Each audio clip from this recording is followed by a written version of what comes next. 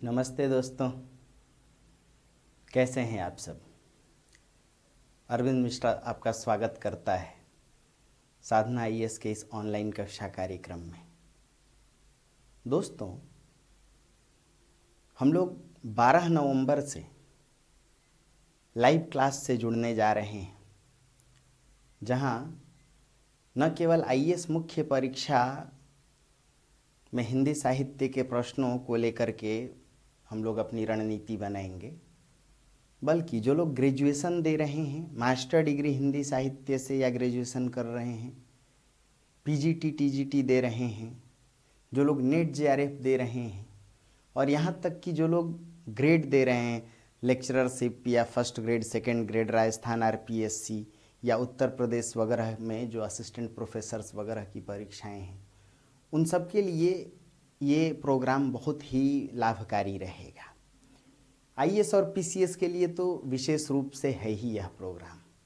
दोस्तों, इस कार्यक्रम में कई चीज़ों को हम लोग उठाने की कोशिश करेंगे। एक तो प्रश्नों का उत्तर कैसे लिखें, दूसरी बात पूरे टॉपिक को कैसे समझें, और तीसरी बात पूरे सिलेबस पर भी इस पर हम लोग काम करेंगे। पूरे सिलेबस को शुरू से लेकर के अंत तक इसमें पकड़ेंगे। जहाँ जो मुद्दे बनते हैं, कुछ जो संभावित प्रश्न हैं उनकी बात करेंगे, या सिलेबस के कोई भी इतर मुद्दे हैं, कई बार बाहर से कुछ मुद्दे जोड़े जाते हैं, उन पर भी हम लोग काम करेंगे। दोस्तों, कुछ इस प्रकार इसमें काम करेंगे। उसी प्रारूप को दर्शाने के लिए एक छोटे से टॉपिक को, छोटा क्या, यूँ कहिए कि हर बार ये पूछा ही जाता है, अपभ्रंश। भाषा विज्ञान हिंदी साहित्य का सबसे चर्चित यूनिट है यह। पहले यूनिट में भाषा खंड में शुरुआत अपभ्रंश से ही है। पीसीएस वगैरह में देखेंगे तो पाली से शुरुआत है, लेकिन अपभ्रंश हर जगह, आप आईएएस की परीक्षा दें, पीसीएस दें, मास्टर डिग्री दें, ग्रेजुएशन दें, पीजीटी वगैरह दें, नेट जेआरएफ दें, सब में इसकी अपनी महत्वपूर्ण भूमिका है। दोस्तों, अपभ्रंश पर जो सबसे मेजर प्रश्न या सबसे मुख्य प्रश्न बनता है वो है अपभ्रंश की विशेषता। कई बार इसी प्रश्न को पूछ लिया जाता है कि अपभ्रंश की व्याकरणगत विशेषता पर चर्चा करें। व्याकरणगत को ही दोस्तों रूपगत विशेषता भी कहते हैं। कई बार सीधे सीधे पूछ लिया जाता है अपभ्रंश की विशेषताओं पर चर्चा करें। थोड़ा सा प्रश्न घुमा ले तो समझ लीजिए कि कुछ ऐसा भी मुद्दा बन सकता है, अपभ्रंश की मुख्य प्रवृत्तियों या अपभ्रंश की मुख्य रूढ़ियों पर चर्चा करें, तो इसका भी मतलब विशेषता से ही है। दोस्तों, जब भी अपभ्रंश के इस प्रश्न को आप लिखें तो इसमें कुल 5 भागों की चर्चा करें। जो उत्तर प्रारूप आपका तैयार होगा उसका भाग 1 हर हाल में भूमिका से आप शुरू करें। भाग 1 में भूमिका या परिचय की चर्चा करें कि अपभ्रंश का जन्म कैसे हुआ, अपभ्रंश की काल सीमा क्या रही है, अपभ्रंश के भेद कौन से रहे हैं, अपभ्रंश के रचनाकार प्रमुख कौन से रहे हैं, इसमें कौन सी रचनाएं और लिखी गई। तो जब आप भाग 1 को लिखें तो इसे भूमिका के तौर पर लिखें, परिचय के तौर पर लिखें कि अपभ्रंश शब्द का क्या अर्थ है, इस भाषा का जन्म कैसे हुआ, थोड़ा बहुत विकास को भी दर्शाएं, इसके भेदों की चर्चा करें, इसके रचनाकारों पर बात करें। दोस्तों, चूंकि प्रश्न विशेषता से है, इसीलिए जब उत्तर का भाग 2 आप लिखें तो भाग 2 लिखते समय एक बात ध्यान में रखिए कि प्रश्न पूछा जा रहा है विशेषता से। विशेषता लिखने का अर्थ ही है किसी भी भाषा की संपूर्ण विशेषता से। मतलब कोई भी भाषा आप देखेंगे तो उसके 4 तत्व होते हैं: ध्वनि, शब्द, वाक्य और अर्थ। दोस्तों, वाक्य का जुड़ाव व्याकरण से होता है, क्योंकि वाक्य कुछ और नहीं, व्याकरण पर आधारित शब्दों की क्रमागत व्यवस्था है। भाई व्याकरण क्या है? संज्ञा, सर्वनाम, क्रिया, कर्ता, कर्म, किन रूपों में, किन क्रम में हम इन पदों को रखें। वाक्य का अर्थ है व्याकरण पर आधारित शब्दों की क्रमागत व्यवस्था। वाक्य में पहले कर्ता है, फिर कर्म है, फिर देखेंगे क्रिया है, फिर सहायक क्रिया। जैसे राम घर जाता है तो राम कर्ता, घर कर्म, जाता है क्रिया, है सहायक क्रिया। इसीलिए व्याकरण से भाषा का एक रूप या एक क्रम निश्चित होता है, और यही वजह है कि व्याकरण को ही भाषा का रूप कहते हैं। तो यदि अपभ्रंश की व्याकरणगत विशेषता है तो समझिए रूपगत विशेषता ही लिख रहे हैं। तो भाषा के ये 4 तत्व हैं। दोस्तों, जब भाग 2 लिखें तो भाग 2 में अपभ्रंश की ध्वनिगत विशेषता का उल्लेख करें। और चूंकि ध्वनियों के 2 भेद होते हैं, स्वर और व्यंजन, ऐसे में ध्वनिगत विशेषता लिखते समय आपको इसके भी 2 हिस्से करने होंगे। एक स्वरगत विशेषता अपभ्रंश की, और अपभ्रंश की ध्वनियों में व्यंजनगत विशेषता। तब जाकर के दोस्तों आप कंप्लीट ध्वनिगत विशेषता को लिख पाएंगे। उत्तर का जो भाग 3 बनाएं तो भाग 3 में व्याकरणगत विशेषता की चर्चा करें। व्याकरण का अर्थ है, जैसा कि हमने देखा, संज्ञा, सर्वनाम, क्रिया, विशेषण, विभक्ति, परसर्ग। इन रूपों की चर्चा आपको करनी होगी कि अपभ्रंश में संज्ञा के रूप कैसे हैं, अपभ्रंश में सर्वनाम के रूप कैसे हैं, अपभ्रंश में क्रियाएं कैसी हैं, अपभ्रंश में विशेषण रूप कैसे हैं, अपभ्रंश में विभक्ति और परसर्ग के रूप कैसे हैं। यदि आप इन बातों की चर्चा कर रहे हैं तो अपभ्रंश की व्याकरणगत विशेषता का आप ब्यौरा दे रहे हैं। दोस्तों, उत्तर का जो चौथा भाग तैयार करें, भाग 4, तो भाग 4 में शब्दगत विशेषता का उल्लेख करें कि अपभ्रंश में किस प्रकार के शब्द प्रयोग किए गए, यानी क्या अपभ्रंश में तत्सम शब्द रहे, क्या अपभ्रंश की विशेषताओं से तद्भव शब्दों का जन्म हुआ, क्या अपभ्रंश क्षेत्रीय रूपों से जुड़ी हुई भाषा थी, अपभ्रंश के इन्हीं क्षेत्रीय रूपों से क्या देशज शब्द विकसित हुए, और क्या अपभ्रंश की जो काल सीमा थी 500 से 1000, तो क्या उस दौर में अपभ्रंश में कुछ विदेशज शब्द भी जुड़े, क्योंकि विदेशी आक्रांताओं का आक्रमण शुरू हो गया था, अरबों का, तुर्कों का आक्रमण शुरू हुआ था। क्या अपभ्रंश भाषा भी उन विदेशज शब्दों से परिचित थी, या अपभ्रंश के साहित्य में विदेशज शब्दों का भी प्रयोग हुआ? तो तत्सम, तद्भव, देशज, विदेशज, क्या इन सभी प्रकार के शब्दों का प्रयोग अपभ्रंश में था? यदि आप इसकी चर्चा कर रहे हैं तो भाग 4 लिखेंगे, अपभ्रंश की शब्दगत विशेषता। दोस्तों, आपका उत्तर तब जाकर के कंप्लीट होगा जब आप अपने उत्तर में एक निष्कर्ष पक्ष भी लिखेंगे। और निष्कर्ष पक्ष क्या है? भाग 5 में उस हिस्से की चर्चा करें कि क्या अपभ्रंश ने आगे चलकर, भाग 5 में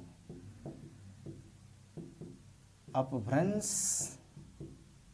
से ही क्या हिंदी का विकास हुआ या हिंदी के विकास में अपभ्रंश का योगदान रहा? तो जाकर के आपका उत्तर तैयार होगा। प्रश्न बहुत छोटा पूछा गया, अपभ्रंश की विशेषताओं का उल्लेख करें, या कई बार सिंपल ही इतना पूछ के छोड़ लिया कि अपभ्रंश की व्याकरणगत विशेषता का उल्लेख करें या उसकी प्रवृत्तियों का उल्लेख करें। लेकिन भाग 5 में आपको अपनी पूरी बात लिखनी होगी। भाग 1 में भूमिका, भाग 2 में ध्वनिगत विशेषता, भाग 3 में व्याकरणगत, भाग 4 में शब्दगत और भाग 5 में अपभ्रंश का योगदान हिंदी के विकास में। करेक्ट है? देखिए 5 भाग। दोस्तों, सवाल है कि अब हम इनको कैसे डील करें। ये तो कोई भी बता दे आपको कि ये पक्ष डालें और यही काम करके आपके साथ छोड़ दिया जाता है कि अब जाइए पूरी बात आप चुन के लाइए। पर ऐसा हम लोग नहीं करेंगे। हम लोग पूरी बात देखेंगे, क्या लिखें, कैसे लिखें, किस कंटेंट को डालें, सामग्री कैसी होनी चाहिए, मुख्य भाग कैसा हो, निष्कर्ष कैसा हो। दोस्तों, जब हम लोग भाग 1 लिखेंगे तो याद रखिए, भाग 1 में भूमिका पक्ष की चर्चा करेंगे और इस भूमिका में आपको सबसे पहले यह बताने की आवश्यकता पड़ेगी कि अपभ्रंश का अर्थ क्या होता है। तो सबसे पहले शुरू कीजिए। अपभ्रंश, अप और भ्रंश 2 शब्दों से मिलकर बना है। अप का अर्थ होता है बुरी तरह। किसी भी शब्द में अप उपसर्ग जुड़ जाए तो उसका क्या मतलब होता है? बिगड़ जाना। जैसे अपसंस्कृति, मान खराब हो जाए तो अपमान, यश बिगड़ जाए तो अपयश। तो अप का अर्थ बुरी तरह और भ्रंश का अर्थ टूट फूट। ज्योग्राफी पढ़ते हैं आप लोग। भ्रंश घाटी, भ्रंश पर्वत। प्लेट अगर टूट जाए तो ऊपर का हिस्सा भ्रंशोथ पर्वत, नीचे का हिस्सा वी आकार की घाटी। पढ़े होंगे, उन्नति अवनति, सन्नति अवनति पढ़ते होंगे आप लोग। Orogenic transformational forces, compressional forces, उत्पीड़नकारी बल भूगोल में पढ़ते हैं आप। भ्रंश का अर्थ टूट फूट, अप का अर्थ बुरी तरह, अर्थात वह भाषा जो बुरी तरह बिगड़ी हो या विकृत हो। कैसे? दोस्तों, कोई भी भाषा कब बिगड़ती है? संस्कृत जब आम जनमानस के लिए, जन सामान्य के लिए सहज नहीं रह गई। क्यों?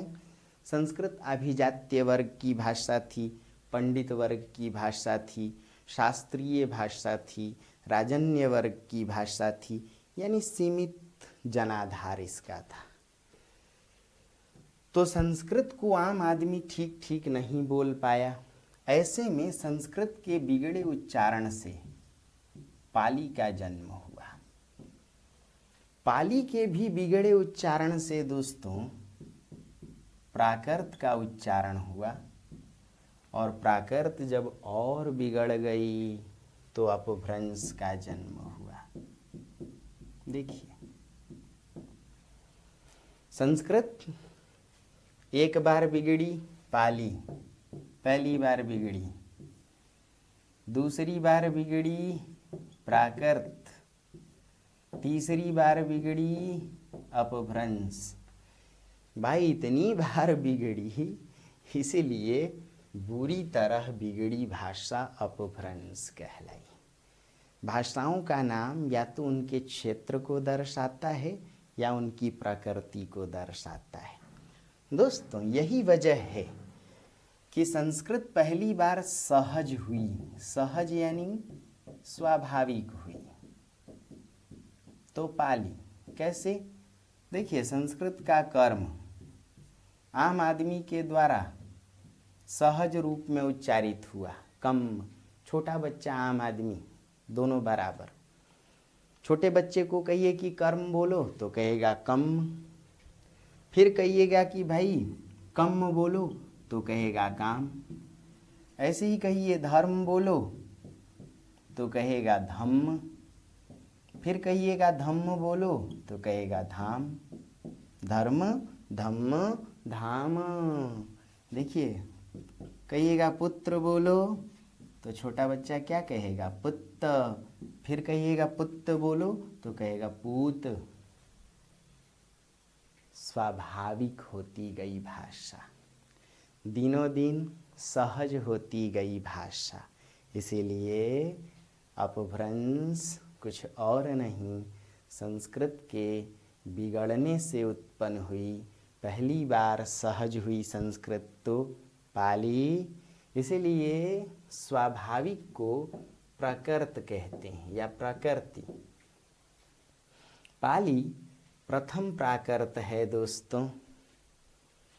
प्राकृत द्वितीय प्राकृत है, दूसरी बार सहज, और अपभ्रंश तृतीय प्राकृत। अर्थात अपभ्रंश बुरी तरह बिगड़ी भाषा है, बुरी तरह स्खलित भाषा है, बुरी तरह टूटी फूटी भाषा है। संस्कृत बिगड़ी तो पाली, पाली बिगड़ी तो प्राकृत, प्राकृत बिगड़ी तो अपभ्रंश। यही वजह है कि अपभ्रंश को एक और नाम दिया गया, तृतीय प्राकृत। क्या नाम दिया गया? तृतीय प्राकृत। दोस्तों, आप भूमिका लिख रहे हैं, परिचय दे रहे हैं, तो जाहिर सी बात है कि कुछ विद्वानों के मत को भी शामिल किया जाए, कुछ आचार्यों के तर्कों को भी, उनकी मान्यताओं को भी इसमें रखें। तो इसे मिटाने जा रहा हूँ, फोटो क्लिक करें। दोस्तों, आचार्य पाणिनि और आचार्य पतंजलि जैसे विद्वानों ने, नाम सुना होगा, पाणिनि ने अष्टाध्यायी की रचना की और पतंजलि ने अष्टाध्यायी पर ही महाभाष्य को लिखा।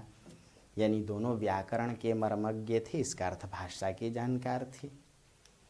तो आचार्य पाणिनि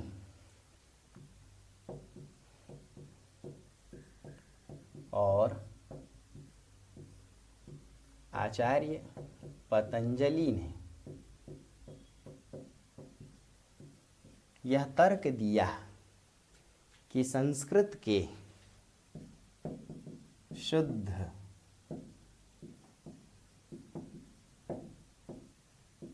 एवं साधु शब्द, संस्कृत के कैसे शब्द? शुद्ध एवं साधु शब्द लोक में यानी जन सामान्य में बिगड़कर, विकृत होकर अशुद्ध हुए, असाधु हुए, खराब हुए, और ऐसे ही शब्दों से अपभ्रंश की उत्पत्ति हुई। ध्यान से सुनिएगा, पाणिनि और पतंजलि ने कहा कि संस्कृत के शुद्ध और साधु अच्छे शब्द लोक में, जन सामान्य में बिगड़ करके अशुद्ध हुए, असाधु हुए, और ऐसे ही शब्दों से अपभ्रंश की उत्पत्ति हुई। कैसे? आचार्य पतंजलि ने उदाहरण दिया कि भाई संस्कृत का गो शब्द जन सामान्य में बिगड़कर गऊ में, गावी में, गविया में बदल गया। हम लोग देखिए देहातों में आज भी बोलते हैं गाई, गैया। देखिए, गविया से गैया, और गो ना बोल के गऊ ही बोलते हैं। तो संस्कृत के जब शुद्ध और साधु शब्द जन सामान्य लोक में बिगड़कर अशुद्ध और असाधु हुए तो इनसे अपभ्रंश की उत्पत्ति हुई। ठीक है दोस्तों, कुछ और भाषाविद थे जो पुराने आचार्य थे, जैसे आचार्य दंडी नाम सुना होगा, आचार्य रुद्रट नाम सुना होगा, आचार्य भामह ये भी नाम आपने सुना होगा। नहीं सुना है तो अब सुन लीजिए। आचार्य दंडी, रुद्रट और भामह ने भी अपनी राय दी। इन लोगों ने माना कि कुछ पश्चिमोत्तर बाह्य जातियां, पश्चिमोत्तर बाह्य जातियां जैसे आभीर, आभीर अहीर को यादव को कहते हैं, जाट और गुर्जर, ये भारत के मध्य क्षेत्रों में आकर बसी। ऐसे भी सभी आर्य बाहर से ही आए, इतिहास की भी बात है। तो ये पश्चिम उत्तर में ऐसे भी देखें तो तीनों जातियां पश्चिमी उत्तर प्रदेश, राजस्थान, हरियाणा यानी उत्तर पश्चिमी भारत में ज़्यादातर बसी हैं। तो कुछ पश्चिमोत्तर बाह्य जातियां भारत के मध्य क्षेत्रों में आईं, आकर बसी। आरंभ में इनके द्वारा संस्कृत का विकृत उच्चारण हो रहा था, परंतु जैसे ही ये जातियां, या यूं कहें कालांतर में जब ये जातियां राज सत्ता से जुड़ी, भाई हम सब पढ़े हैं कि ये तीनों जातियां राज सत्ता से जुड़ी, तीनों कहीं ना कहीं क्षत्रिय का दर्जा पाईं। कलचूरी के यादव शासक, राजा सूरजमल, बदन सिंह जाट शासक, गुर्जर प्रतिहार शासक। तो जब ये राज सत्ता से जुड़ी तो संस्कृत का जो विकृत उच्चारण था, यानी संस्कृत के बिगड़ने से जो बोली बनी थी, उसी बोली को राज सत्ता के द्वारा संरक्षण प्राप्त हुआ और इनकी यह बोली संरक्षित हो करके अपभ्रंश के नाम से जानी गई। देखा जाए तो भाई इतिहास है, अपने यहाँ अग्निवंशी क्षत्रिय का भी इतिहास है। यानी इस तर्क को भी आप इतिहास की कसौटी पर रख सकते हैं कि कोई भी भाषा बिगड़ती है तो बोली बनती है। संस्कृत बिगड़ी तो बोली, और फिर बोली विकसित होकर के भाषा बनती है यदि बोली को राजकीय संरक्षण मिल जाए, बोली का साहित्य विकसित हो जाए। भाई अपभ्रंश का भी साहित्य विकसित होने लगा था। अपभ्रंश भी कहीं ना कहीं धार्मिक प्रयोजन से जुड़ गई थी, भाषा राजकीय संरक्षण से जुड़ गई थी। ऐसे में यही विकृत बोली संरक्षित होकर के अपभ्रंश के नाम से जानी गई। करेक्ट है दोस्तों। आधुनिक आलोचकों में यूं कहें कि आलोचक, इतिहासकार, भाषाविद डॉक्टर नामवर सिंह ने भी एक तर्क दिया। डॉक्टर नामवर सिंह ने लिखा कि संस्कृत वास्तव में जब बिगड़ी तो संस्कृत के बिगड़े हुए शब्द ही अपभ्रंश कहलाए, और प्राकृत भाषा जब बिगड़ी तो वह भाषा अपभ्रंश कहलाई। कुल मिलाकर के संस्कृत के बिगड़ने से ही अपभ्रंश की उत्पत्ति हुई। कैसे? संस्कृत के शब्द बिगड़ करके अपभ्रंश के शब्द कहलाए, और संस्कृत भाषा बिगड़कर पाली, प्राकृत और अपभ्रंश के नाम से जानी गई। अर्थात संस्कृत के शब्द ही विकृत होकर अपभ्रंश के शब्द बने, और संस्कृत भाषा ही विकृत होकर पाली, प्राकृत और फिर आगे चलकर अपभ्रंश कहलाई। इसीलिए अपभ्रंश को तृतीय प्राकृत कहते हैं। करेक्ट है दोस्तों। भाई बात करें कि यदि इसकी कोई एक सधी हुई परिभाषा देनी हो तो कह सकते हैं कि जब सौरसेनी प्राकृत साहित्यिक और व्याकरणिक रूपों से सज संवर कर जन सामान्य के लिए असहज हुई, कठिन हुई, कोई भी भाषा आम आदमी के लिए जब कठिन होती है तो आम आदमी उसका बिगड़ा उच्चारण करता है। सौरसेनी प्राकृत यानी प्राकृत जब साहित्य से व्याकरण से समृद्ध होकर एक स्थिर परिनिष्ठित भाषा बनी तो जन सामान्य के लिए फिर से कठिन हुई, जटिल हुई, असहज हुई। ऐसे में जन सामान्य के द्वारा उस प्राकृत के बिगड़े उच्चारण का प्रयोग किया गया। जन सामान्य के सहज और बिगड़े उच्चारण से ही प्राकृत अपभ्रंश का रूप ले सकी। करेक्ट है दोस्तों। यह जो अपभ्रंश है इसकी काल सीमा 500 से 1000 ईस्वी तक मानी गई। 500 ईस्वी से 1000 ईस्वी तक। तथा जहाँ जहाँ यह अपभ्रंश गई लगभग भारत के या यूँ कहें कि उत्तरी, मध्यवर्ती और लगभग उत्तर पश्चिमी भारत में, कुछ हद तक दक्षिण भारत में भी अपभ्रंश का प्रसार हुआ। जहाँ जहाँ अपभ्रंश प्रसारित हुई उन सभी क्षेत्रों में अपभ्रंश अपने अलग अलग नामों से जानी गई। उन्हीं नामों को अपभ्रंश के भेदों के रूप में देखा गया। भाई कोई भी भाषा दूर दूर तक जब प्रसारित होती है तो अलग अलग क्षेत्रों में जाकर उन क्षेत्रों के आधार पर उसका नामकरण भी होता है। अपभ्रंश मगध क्षेत्र में गई, यानी बंगाल में, बिहार में, उड़ीसा में, असम में, और वहाँ मागधी अपभ्रंश के नाम से जानी गई। अपभ्रंश पूर्वी क्षेत्र में गई और वहाँ अर्ध मागधी अपभ्रंश के नाम से जानी गई।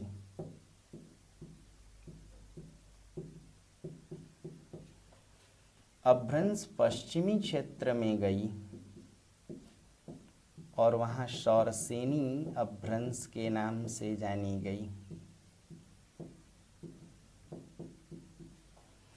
अपभ्रंश राजस्थानी क्षेत्र में गई और वहाँ उपनागर अपभ्रंश या राजस्थानी अपभ्रंश के नाम से जानी गई।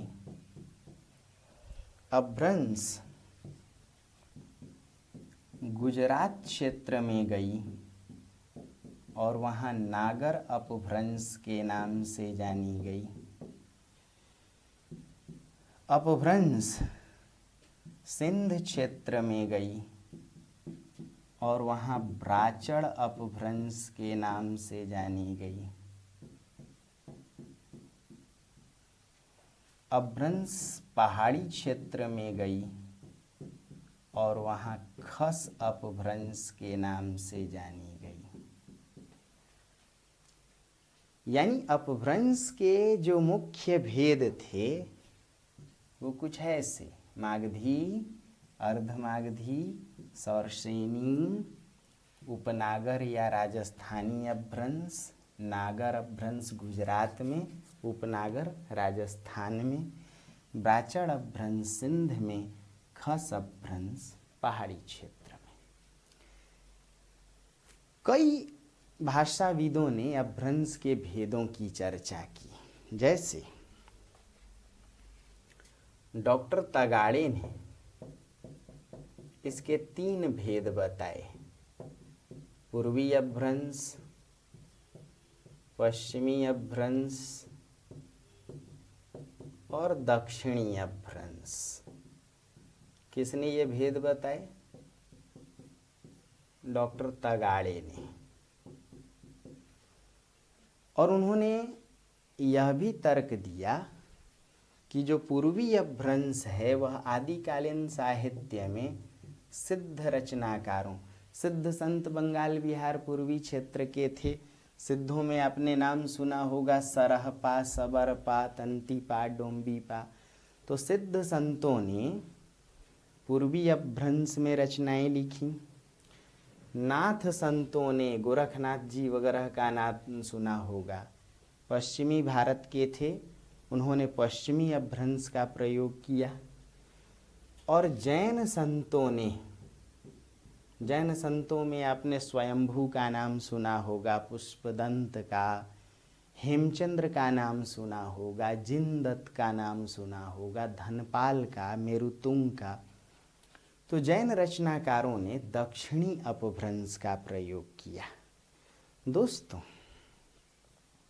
कई रचनाएं लिखी गईं, जैसे स्वयंभू ने पौमचर्यू की रचना की, हेमचंद्र ने प्राकृतानुशासन, एक प्रकार से अपभ्रंश का व्याकरण लिखा।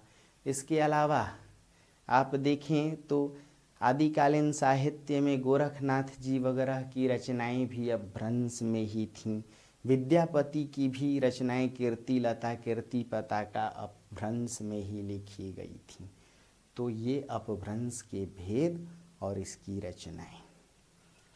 इतनी बात अगर आप लिखेंगे एक पैराग्राफ में तो आप अपभ्रंश की भूमिका को लिख पाएंगे या अपभ्रंश का परिचय लिख पाएंगे। दोस्तों, आइए अब हम लोग देखते हैं भाग 2 को ध्वनिगत विशेषताओं के रूप में।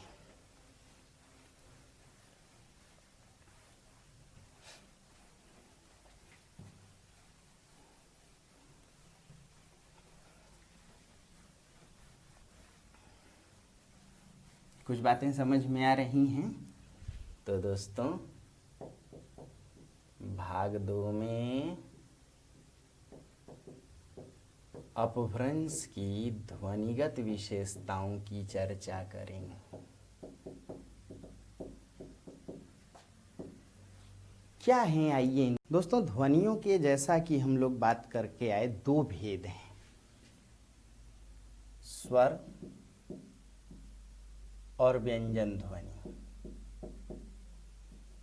तो याद रखिए, भाग 2 के भी 2 भाग आपको करने होंगे, यानी ध्वनिगत विशेषताओं को भी 2 पैराग्राफ में लिखने की कोशिश कीजिए। एक अपभ्रंश की स्वरगत विशेषताएं और दूसरी व्यंजनगत विशेषताएं। अच्छा, इसको भी लिखना बहुत आसान है। कैसे? देखिए, स्वर से ही कुछ टर्म है, आपने पिछले क्लासेस में देखा होगा या पिछले वीडियो में कि भाषा विज्ञान की कुछ मूल संकल्पनाएं या आवश्यक मूलभूत संकल्पनाएं। तो भाषा विज्ञान की जो संकल्पनाएं उसको देखेंगे आप तो उसमें कुछ मुद्दे हैं, जैसे स्वर से ही अपभ्रंश में स्वरागम, अपभ्रंश में स्वरलोप की विशेषता, अपभ्रंश में स्वर विपर्यय की विशेषता, अपभ्रंश में उपधा या उपांत्य स्वर,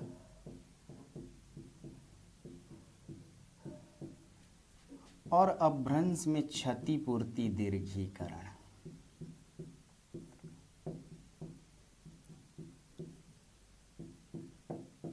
ये स्वरगत विशेषताओं में लिखिए। इसके अलावा भाई स्वरों में आप किसका किसका प्रयोग करते हैं? ह्रस्व स्वर का। तो ह्रस्व स्वर क्या क्या है? अ, ई, उ, री। दीर्घ स्वर क्या क्या है दोस्तों? आ, बड़ी ई, बड़ा उ और दीर्घ री। और संयुक्त स्वर क्या है? तो संयुक्त स्वर में आप लिखते हैं ए, ओ, औ। स्वरगत विशेषताएं इन्हीं बातों से लिखी जाएंगी। कैसे? जैसे अपभ्रंश में स्वरागम की विशेषता। स्वरागम क्या है दोस्तों? किसी अर्ध व्यंजन में, जैसे ऐसे समझिए, धर्म, ये आधा र है, ऊपर का वर्ण आधा होता है। यदि एक स्वर उसमें जुड़ जाए तो उसे स्वर का आगमन स्वरागम या स्वरयोग या स्वर भक्ति कहते हैं। तो शब्द बनेगा धर्म। जैसे कर्म से एक स्वर जुड़ जाए, करम। जैसे वर्ष से बरस। दोस्तों, ऐसे ही स्वरलोप। स्वरलोप क्या होता है? शब्द के आरंभ का स्वर यदि दीर्घ हो तो ह्रस्व में बदल जाए और ह्रस्व हो तो उसका लोप हो जाए। कैसे? मान लीजिए ये स्वरागम है, तो जरा स्वरलोप पर आइए बात करें कि भाई शब्द है आभीर, उससे शब्द बन जाए अहीर। जैसे शब्द है दीपावली, उससे दिवाली। देखिए बहुत आसान है। यहाँ देखिए दीर्घ स्वर है आरंभ में, वो टूट के ह्रस्व छोटे में बदल गया। यहाँ द में बड़ी की मात्रा है, वो टूट के छोटी में। इस विशेषता को स्वरलोप। ऐसे भी आप देखिएगा पश्चिमी क्षेत्र में स्वरलोप का खूब प्रयोग है। कैसे? इकट्ठा। अब पश्चिम के लोग कहते कट्ठे आना, ई का लोप हो गया। अंगूठा न बोल के गूठा। जैसे 51 न बोल के 51, 11 न बोल करके 11, ये स्वर का लोप हो गया। तो इसे स्वरलोप कहते हैं। ऐसे ही दोस्तों क्षतिपूर्ति दीर्घीकरण क्या है? तो क्षतिपूर्ति दीर्घीकरण, इसको आप दीर्घीकरण से भी समझिए। देखिए धर्म, संस्कृत का शब्द धर्म पाली प्राकृत में धम में बदला और अपभ्रंश में धाम में बदला। संस्कृत में जहाँ कहीं अर्ध व्यंजन या संयुक्त व्यंजन आया तो पाली प्राकृत में द्वित्वों में बदल गया। एक ध्वनि दो बार आए तो उसे द्वित्व कहते हैं। जैसे कर्म, पाली प्राकृत में कम, आपने सुना होगा कम्मणा भवति ब्राह्मण, बुद्धम शरणम गच्छामि, धम्मम शरणम गच्छामि। तो संस्कृत के ऐसे शब्द जहाँ अर्ध व्यंजन या संयुक्त व्यंजन हो, पाली प्राकृत में उनका द्वित्वों में, द्वि यानी दो बार। देखिए म ध्वनि दो बार, म ध्वनि दो बार। अपभ्रंश में इन द्वित्वों में एक का लोप हुआ।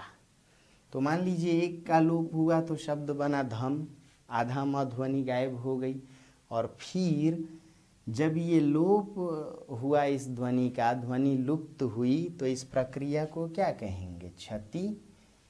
भाई क्षति किसी चीज़ की करेंगे तो उसकी पूर्ति भी करेंगे। तो उसकी पूर्ति ध में अ है, उसके दीर्घीकरण में। इसी प्रक्रिया को क्षति की पूर्ति, पूर्ति का दीर्घीकरण। धाम, ऐसे कर्म से कम काम। मित्र से मीत, फिर मीत, है ना। जब स्वरों की और बात करें दोस्तों, तो दिखाइएगा कि अपभ्रंश में री स्वर ध्वनि विकृत हो गई। कैसे? कृत से किया। देखिए यानी री स्वर ई में विकृत हो गई। कैसे? देखिए मातृ से मायर या माई, भ्रातृ से भाई या भायर। तो अपभ्रंश में री स्वर ध्वनि बिगड़ गई ई में, अर में, जैसे गृह से घर, है ना। दीर्घ स्वरों पे बात करें तो दर्शाइएगा कि अपभ्रंश में दीर्घ री का प्रयोग नहीं देखा गया। और फिर दोस्तों अपभ्रंश की स्वरगत विशेषता में इन संयुक्त स्वरों की भी चर्चा करें कि किस प्रकार अपभ्रंश में ऐ स्वर ऐ में बदल गया और औ स्वर औ में। ध्यान से सुनिएगा। ऐ किस में? ऐ में। बोलते भी हैं पूरब के लोग पैसा नहीं पैसा, कैसा नहीं कैसा, चौपट नहीं चौपट, अरे हाँ या ना, चौकट नहीं चौकट, चौकी नहीं चौकी। तो अपभ्रंश में भी ऐसा ही परिवर्तन देखा गया। कैसे भाई, वैशाख से बैसाख। देखिए, औषध से, औषध तो सुने होंगे ना, औखह। अब पूछिएगा कि औखह कैसे बना, तो औ ध्वनि तो औ में बदल गई, मूर्धन्य स ख में बदलती है ध्वनि, देखेंगे आगे। और महाप्राण ध्वनि ह में, जैसे मुख से मुँह, दधी से दही, वधु से बहु, लघु से लहुरा, है या ना, आभीर से अहीर। तो जब इन बातों को आप लिखेंगे तो भाग 2 में ध्वनिगत विशेषता में आप स्वरगत विशेषता दर्शाएंगे। दोस्तों, इसी भाग 2 में आपको व्यंजनगत विशेषता की भी चर्चा करनी पड़ेगी। फोटो क्लिक करते रहिएगा, क्योंकि बोर्ड पर मेरे पास जगह नहीं है और मेरा बोर्ड डिजिटल नहीं है, मैनुअल है। मेहनत मशक्क़त करने वालों की सारी चीज़ें मैनुअल होती हैं और मैनुअल चीज़ें धोखा नहीं देती हैं। मशीनीकृत और यांत्रिकृत चीज़ें धोखा देती हैं। इसे ही हिंदी साहित्य में हम लोग लघु मानववाद के रूप में पढ़ेंगे कि मनुष्य मशीनों के आगे किस प्रकार बौना हो गया है। दोस्तों, अब हम लोग व्यंजनगत विशेषता को देखेंगे तो जाहिर सी बात है कि जो व्यंजनगत विशेषता है उसमें व्यंजन ध्वनियों को लिखना पड़ेगा। और व्यंजन ध्वनियाँ, जैसा कि आप लोग जानते हैं कि भाई स्पर्श ध्वनियाँ हैं क से लेकर के क ख ग घ च छ ज झ ट ठ ड ढ प प ब ब म तक। फिर दोस्तों देखेंगे कि अंतस्थ ध्वनि है व्यंजन ध्वनि में य र ल व। फिर दोस्तों ऊष्म व्यंजन ध्वनि है तालव्य स, मूर्धन्य स, दंत्य स ह। फिर संयुक्त व्यंजन ध्वनि है क्षत्रज्ञ। इसके अलावा भी व्यंजन ध्वनियों के कुछ भेद हैं, जैसे नासिक, निरनुनासिक ध्वनि, जैसे अल्प प्राण, महाप्राण ध्वनि, जैसे अघोष, सघोष ध्वनि, अघोष और घोष या इसे ही सघोष ध्वनि।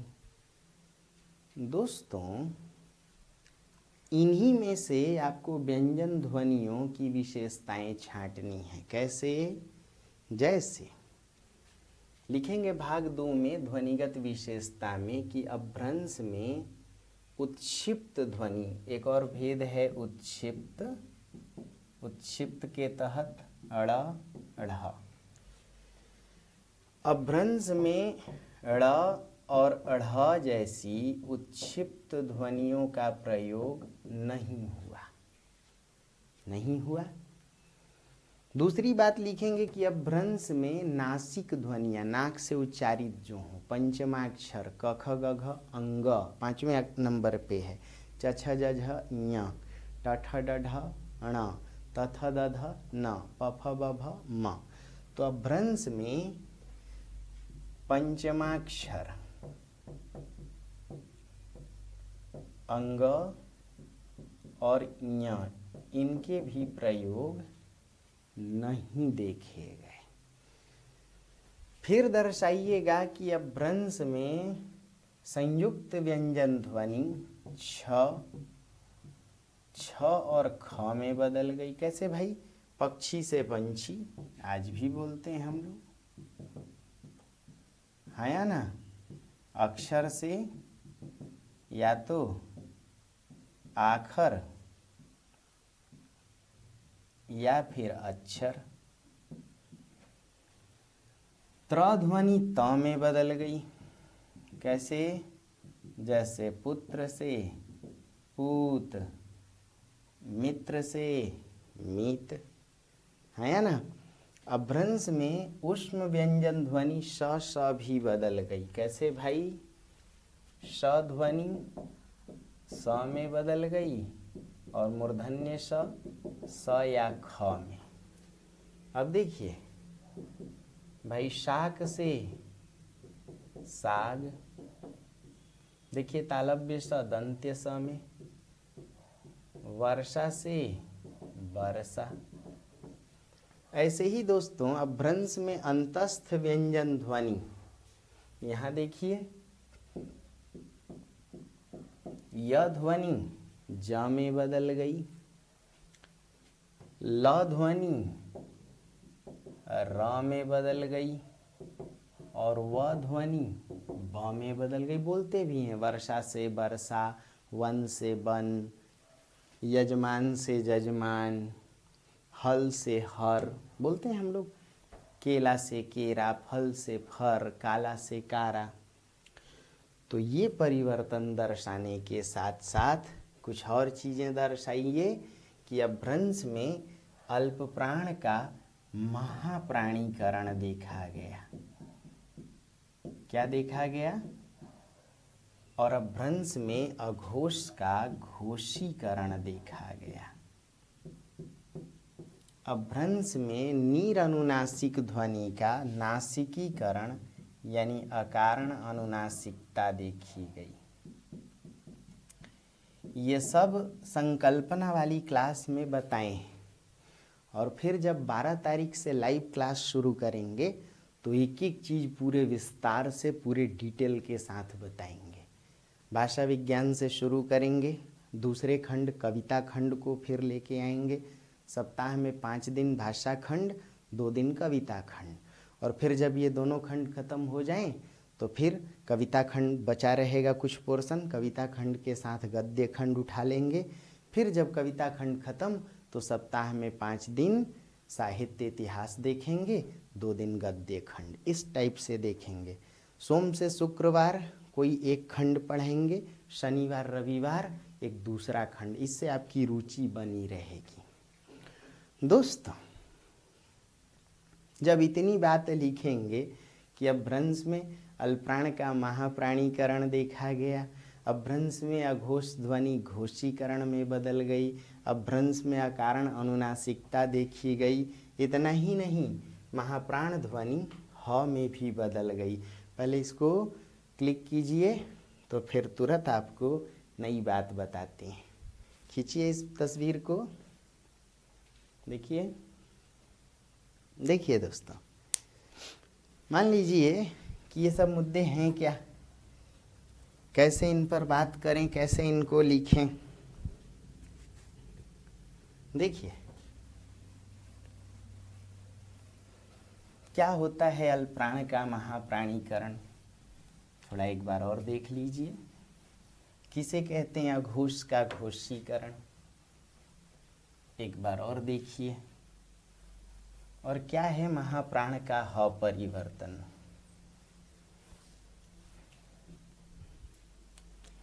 दोस्तों अभ्रंश में अल्प प्राण का महाप्राणीकरण देखा गया। अल्पप्राण ध्वनि यानी जिसके उच्चारण में मुंह से कम हवा निकले। कैसे? देखिए शुष्क, जाहिर सी बात है कि कवर्ग से लेकर पवर्ग तक प्रत्येक पहली, तीसरी और 5वीं ध्वनि अल्पप्राण होती है। कैसे?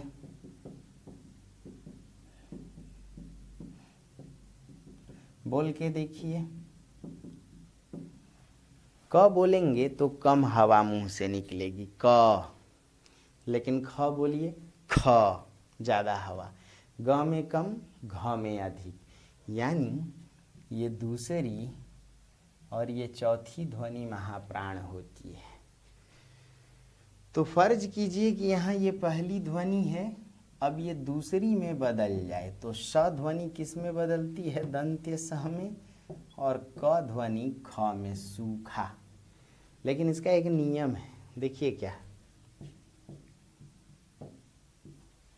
अभ्रंश में वही पहली अल्पप्राण ध्वनि दूसरी महाप्राण में ट ठ में बदलेगी जिसके पहले आधा ऊष्म हो।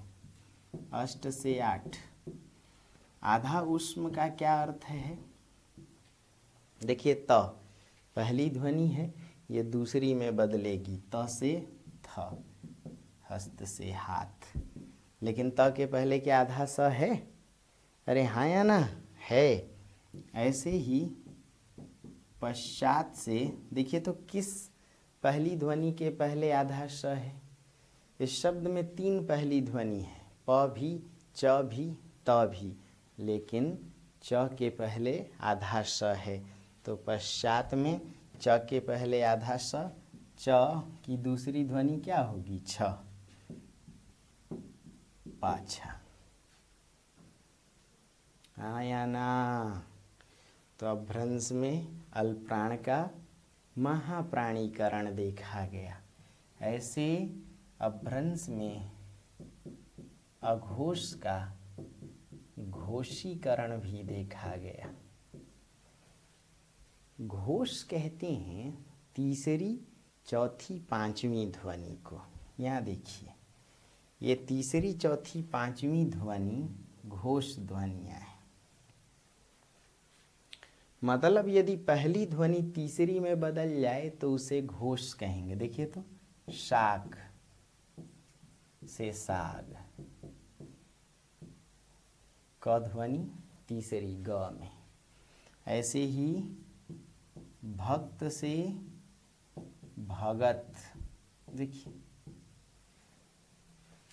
लोक से लोग, काक से काग, शोक से सोग, है या ना? ऐसे ही दोस्तों एक नियम है महाप्राण का ह परिवर्तन। महाप्राण किसे कहते हैं? दूसरी और चौथी को। शब्द में कहीं महाप्राण ध्वनि आए, देखिए आभीर, यदि आभीर से अहीर शब्द बना तो यहाँ 2 नियम, जल्दी बताइए। एक तो अ में बदल गया, स्वर लोप, क्या हुआ? और दूसरा महाप्राण ध्वनि भ, देखिए तो चौथी ध्वनि है प फ ब भ, तो महाप्राण ध्वनि ह में, अहीर। ऐसे ही दोस्तों मुख से मुंह, दधी से दही, वधु से बहू, गोधूम से गेहूं, अरे हाँ या ना? दुर्लभ भ से दुल्हा, गर्दभ भ से गधा, शाखा से साहा, अरे हाँ या ना? लोभ से लोह, करेक्ट है। शोभन से सोहन, हाँ या ना? शुभ से शुभ। तो ये है अभ्रंश भाषा की विशेषता में भाग 2, ध्वनिगत विशेषता, जिसे आप स्वरगत और व्यंजनगत विशेषता के रूप में लिखते हैं। दोस्तों अब आइए भाग 3 पर। भाग 3 में आपको व्याकरणगत विशेषता की जानकारी देनी है। किसकी जानकारी देनी है दोस्तों? और व्याकरणगत विशेषता सबसे महत्वपूर्ण भी है। क्यों महत्वपूर्ण है? क्योंकि यह कई बार अकेले ही पूछा जाता है। हालांकि याद रखिए, जब व्याकरणगत विशेषता भी पूछी जाए तो आप कमोबेश थोड़ा कम में ही सही तीनों की चर्चा करें। तो भाग 3 यानी व्याकरणगत विशेषता, इसे ही दोस्तों रूपगत विशेषता कहते हैं। क्या कहते हैं? तो आइए इनको एक एक करके देखें। व्याकरणगत विशेषताओं को लिखने के लिए याद रखिए, आपको अपभ्रंश की संज्ञाओं की जानकारी होनी चाहिए। व्याकरण का अर्थ ही होता है संज्ञा, सर्वनाम, क्रिया, विशेषण, विभक्ति और परसर्ग, इन सब की आप चर्चा करें। दोस्तों ये बहुत आसान पाठ है, बस हम लोग ध्यान नहीं देते और इसीलिए लगता है कि ये जटिल है व्याकरण लिखना। संज्ञा सुनते ही हम लोग डर क्यों जाते हैं? संज्ञा मतलब क्या? व्यक्ति, वस्तु या स्थान का नाम, बचपन से जानते हैं। तो भाई जो भी संज्ञा है, संज्ञा का वचन होगा। संज्ञा एक वचन की है या बहुवचन की है। जैसे आप कहते हैं कि कोयला, तो कोयला एक वचन है। जैसे आप कहते हैं लड़के, बहुवचन है, लड़का एक वचन। तो संज्ञा के वचन की जानकारी आप दें। फिर संज्ञा किस लिंग की है, स्त्रीलिंग है वो संज्ञा या पुल्लिंग है, इसकी जानकारी दें। तो आपको बताना होगा कि अपभ्रंश में संज्ञाओं के दो ही लिंग देखे गए। क्या क्या? स्त्रीलिंग और पुल्लिंग। क्यों? संस्कृत में संज्ञाओं के 3 लिंग थे, स्त्रीलिंग, पुल्लिंग और नपुंसक लिंग। अपभ्रंश में नपुंसक लिंग नहीं देखा गया। करेक्ट है दोस्तों। दूसरी बात कि भाई जैसे आज हम लोग हिंदी या संस्कृत में देखते हैं लता, देखिए शिक्षा, आकांक्षा, इन सब के अंत में आ है ना। लता में आ, शिक्षा में आ, भिक्षा में आ, यानी जो आकारांत संज्ञाएं हैं वो स्त्रीलिंग है। क्या है दोस्तों? तो अपभ्रंश जब लिखेंगे तो दर्शाएंगे कि आकारांत संज्ञाएं स्त्रीलिंग हैं। आकारांत संज्ञाएं अपभ्रंश में भी स्त्रीलिंग देखी गई। दोस्तों ऐसे ही संज्ञा के वचन पर लिखें कि संस्कृत में संज्ञाओं के 3 वचन थे, एक वचन, द्विवचन, बहुवचन। अपभ्रंश में संज्ञाओं के 2 ही वचन रूप देखे गए, एक वचन और बहुवचन रूप।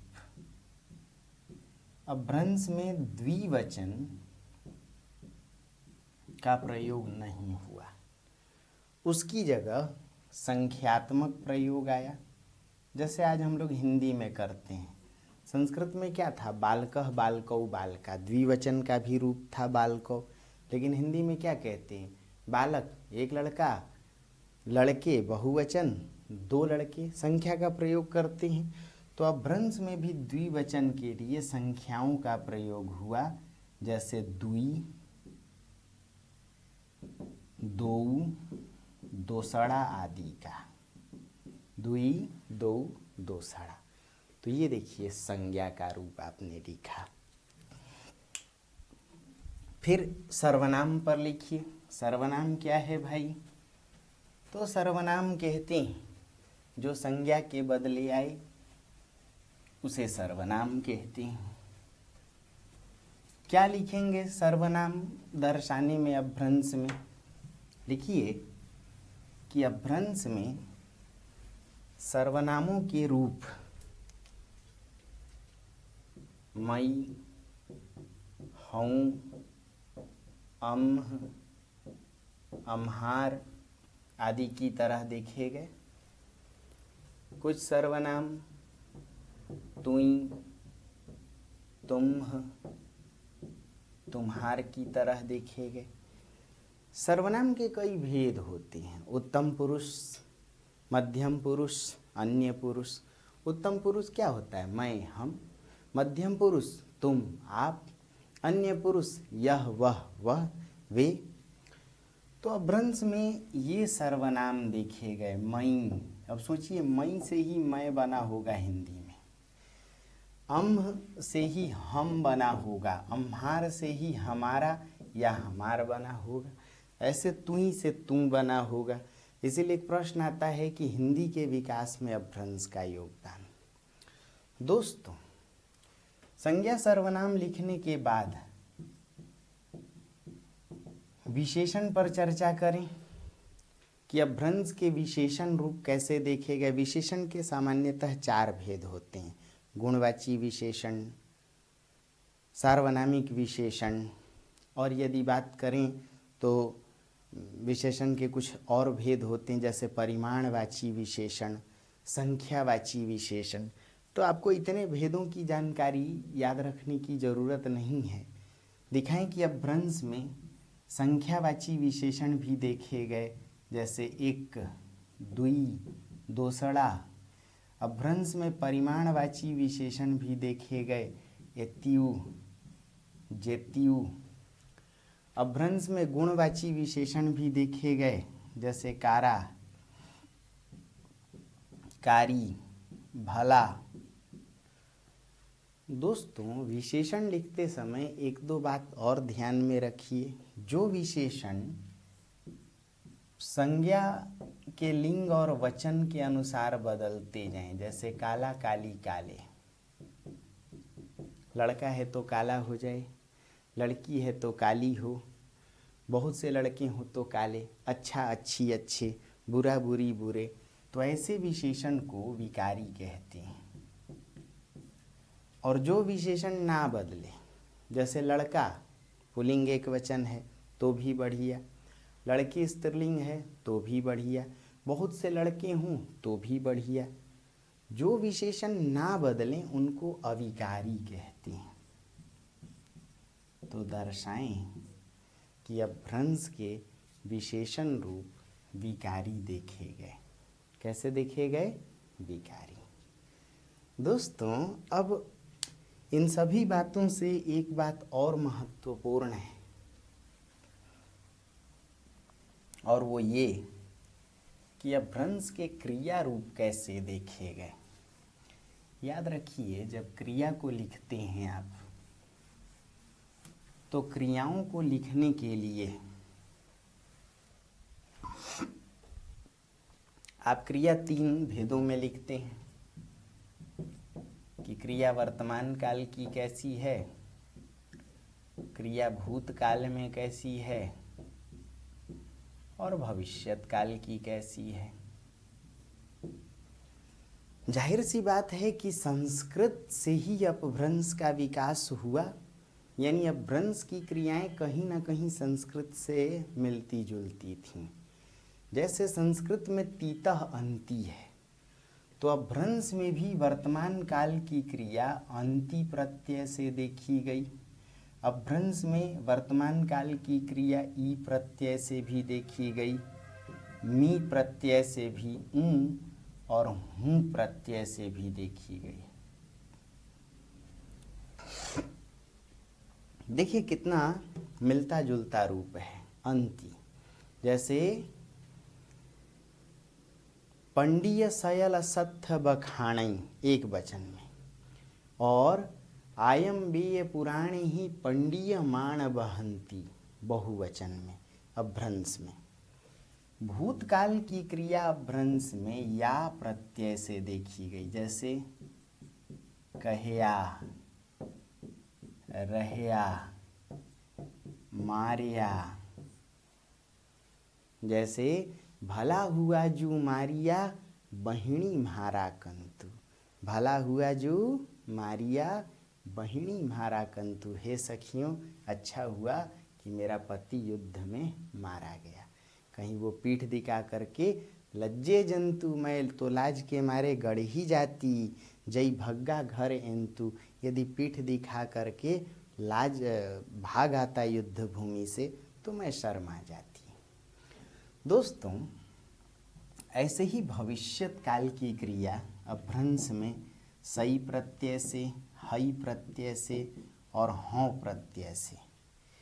आप देखेंगे कि ब्रजभाषा में भी हों रूप है, जय हों, खै हों।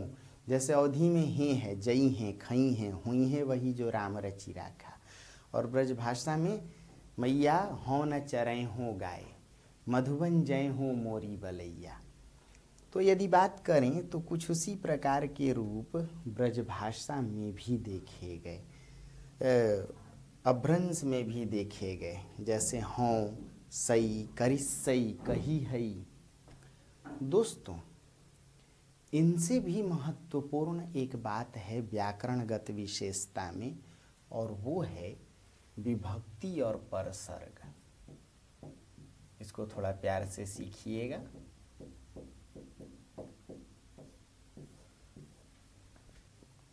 विभक्ति का प्रयोग संस्कृत में था। विभक्ति का प्रयोग कहाँ था दोस्तों? संस्कृत में। और धीरे धीरे विभक्तियाँ कम होने लगीं। पंडित चंद्रधर शर्मा गुलेरी ने एक डायलॉग दिया कि संस्कृत की विभक्तियाँ धीरे धीरे घिसने लगीं। बाद की भाषाओं में संस्कृत की विभक्तियाँ कम होने लगीं, अर्थात भाषा निर्विभक्तिक होती गई। कैसे? दोस्तों, संस्कृत में कुल 24 विभक्तियाँ थीं। भाई देखा जाए तो संस्कृत में कारक 8 थे और वचन कितने थे? एक वचन, द्विवचन, बहुवचन 3। 8 गुने 3 कुल 24 विभक्तियाँ। संस्कृत के बाद यदि देखें तो पाली प्राकृत आई। पाली प्राकृत में द्विवचन समाप्त हुआ और 8 कारकों में लगभग 2-2 कारक समूह में एक जैसे प्रयोग हुए, यानी कुल 6 कारक रह गए और वचन 2 रह गए। तो 6 गुनी 2 12 विभक्तियाँ रह गईं पाली प्राकृत में। और अपभ्रंश में और घट करके दोस्तों विभक्तियाँ मात्र 6 रह गईं। देखिए, 24 पाली प्राकृत में 12, अपभ्रंश अवहट में मात्र 6। एकदम देखा जाए तो सीधे आधी मात्रा घटती गई। लगातार विभक्तियों के घटने को ही निर्विभक्तिक रूप कहा गया। तो पहली बात कि अपभ्रंश में संस्कृत की 24 विभक्तियों की जगह मात्र 6 विभक्तियां रह गईं। इससे अपभ्रंश में निर्विभक्ति की स्थिति देखी गई। कैसी स्थिति? कहाँ 24 विभक्तियां थीं, कहाँ 6 विभक्ति। अब ऐसे में भाई भाषा का अर्थ जटिल होगा। मान लीजिए 24 बच्चे हों तो 24 रोटी या 24 प्लेट है, लेकिन सदस्य तो अभी भी उतने ही हैं। अब रोटियां कम हो गईं तो मारपीट की दशा आएगी। एक ही विभक्ति से सोचिए भाई, 6 ही विभक्ति, कारक तो अब भी 8 रह गए। कारक 8, वचन 1 और बहुवचन, यानी होना तो चाहिए कायदे से अभी भी 8 गुनी 2 16, लेकिन मात्र 6 विभक्तियाँ। कम विभक्तियों के कारण भाषा का अर्थ जटिल होता गया। इस समस्या को खत्म करने के लिए परसर्ग बनाए गए। ये जो आप हिंदी में देखते हैं, कर्ता ने कर्म को करण से, संप्रदान के लिए, अपादान से, संबंध काके की, अधिकरण में पै पर, संबोधन हे हो अरे, वास्तव में यही परसर्ग है। परसर्ग को ही कारकीय चिन्ह कहते हैं। तो 2 बात। पहली बात कि अपभ्रंश में विभक्ति घटकर कम हुई, भाषा निर्विभक्तिक हुई, इसीलिए क्या गढ़े गए? परसर्ग। अब ये परसर्ग है क्या, इसको समझिए। जैसे संस्कृत हम लोग बनाते हैं, सह नेत्रेण काण, शब्द में ही विभक्ति चिपकी रहती है। जैसे एक दूसरा वाक्य लिया जाए, वृक्षात पत्राणि पतन्ति। देखिए, जब आप इसका हिंदी अनुवाद करते हैं तो पेड़ से पत्ते गिरते हैं, है ना, और वह एक आंख से काना है। अब ऐसे भी देखिएगा कि नेत्रेण का अर्थ ही है आंख से, तृतीया विभक्ति कर्ण कारक की, और वृक्षात का अर्थ पेड़ से, पंचमी विभक्ति अपादान कारक। दोस्तों, संस्कृत में विभक्ति शब्द में ही चिपकी रहती थी, लेकिन बाद की भाषाओं में जो परसर्ग बनाए गए वो शब्द से हटाकर लगाए गए। पर का अर्थ ही होता है बाद में। इसीलिए जो संस्कृत थी वो चिपकी हुई या योगात्मक या संश्लिष्ट भाषा थी। संस्कृत कैसी थी दोस्तों? संश्लिष्ट थी या योगात्मक। आप अनुवाद को भी देखिएगा तो समझिएगा, कहाँ 3 शब्द, कहाँ 5 शब्द, 3 शब्द, कहाँ ये 5 शब्द, किंतु बाद की भाषाएं विश्लिष्ट बनी। क्या बनी? विश्लिष्ट, वियोगात्मक। तो अब बताइए, संस्कृत में संश्लिष्टता देखी गई विभक्ति के कारण, किंतु अपभ्रंश में परसर्गों के कारण कैसी प्रवृत्ति देखी गई? अपभ्रंश विश्लिष्ट भाषा होने लगी, वियोगात्मक भाषा होने लगी। विश्लिष्ट होने लगी, वियोगात्मक। आसान है। अब इसके कुछ परसर्ग भी दिखा दें आप कि अपभ्रंश में कैसे परसर्ग दिखे गए, तो भाई चर्चा करें कि